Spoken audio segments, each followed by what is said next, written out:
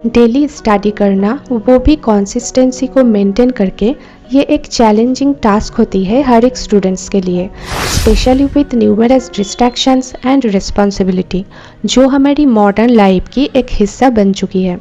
लेकिन अगर आप कुछ साइंटिफिक स्ट्रैटेजीज़ को आपकी स्टडी रूटीन में फॉलो करोगे तो ये आपकी स्टडी प्रोसेस को ज़्यादा इफ़ेक्टिव एंड मैनेजेबल कर सकता है।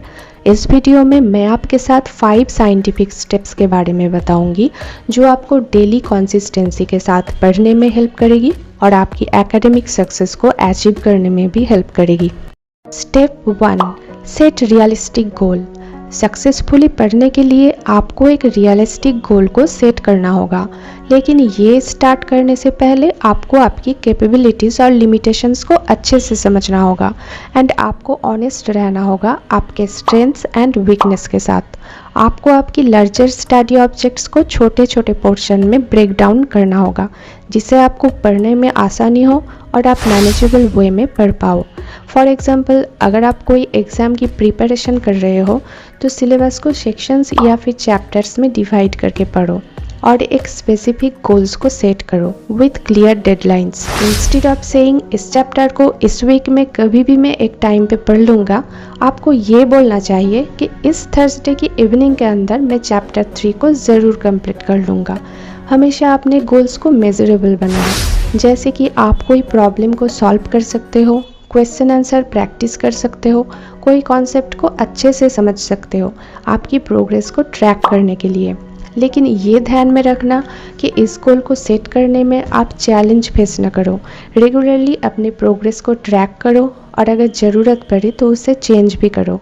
इससे आप मोटिवेटेड भी रहोगे और ये आपकी फोकस को भी एनहांस करने में मदद करेगा। Step 2, find a study routine that works for you. हर एक स्टूडेंट की लर्निंग स्टाइल यूनिक होती है। आपको अपनी प्रेफरेंस के हिसाब से स्टडी रूटीन को सेट करना होगा। कई स्टूडेंट हैं जो सुबह सुबह पढ़ते हैं, कई स्टूडेंट हैं जो रात को पढ़ना पसंद करता है। तो आपको भी एक्सपेरिमेंट करना होगा डिफरेंट स्टडी टाइम को सेट करके और आइडेंटिफाई करना होगा आपका बेस्ट टाइम कौन सा है जब आप पूरे अलर्ट और फोकस्ड रहते हो। ऐसी कंसिस्टेंट रूटीन क्रिएट करने से ये आपकी ब्रेन को ट्रेन करेगा और आपकी माइंड को रेडी करेगा उस स्पेसिफिक स्टडी रूटीन को फॉलो करने में। Step 3, take a break. ज़्यादा देर तक पढ़ने से बोर हो जाते हो ना और पढ़ाई छोड़कर उठ जाते हो, इसीलिए पढ़ाई के वक्त ब्रेक लेना बहुत ज़रूरी है आपका प्रोडक्टिविटी और फोकस को इंक्रीज़ करने के लिए। सो एक वेल एस्टैब्लिश स्टडी सेशन में शॉर्ट ब्रेक को इंक्लूड करना चाहिए कंसंट्रेशन को मेंटेन करने के लिए। फर्स्ट, आपको आपकी प्रेफरेंस के हिसाब से एक स्टडी रूटीन फॉलो करना है। आपको एक पोमोडोरो टेक्निक को फॉलो करना होगा जिसमें आपको 25 मिनट्स तक फोकस के साथ पढ़ना होगा और फिर 5 मिनट्स का ब्रेक लेना होगा। इस ब्रेक टाइम में आप स्टडी एरिया से दूर जाके स्ट्रेच कर सकते हो, वॉक कर सकते हो, डीप ब्रीथिंग प्रैक्टिस कर सकते हो अपने माइंड को रिलैक्स करने के लिए। लेकिन इस टाइम में मोबाइल फ़ोन या टीवी देखने मत लग जाना, नहीं तो आप पढ़ाई से पूरी तरीके से डिस्ट्रैक्ट हो जाओगे।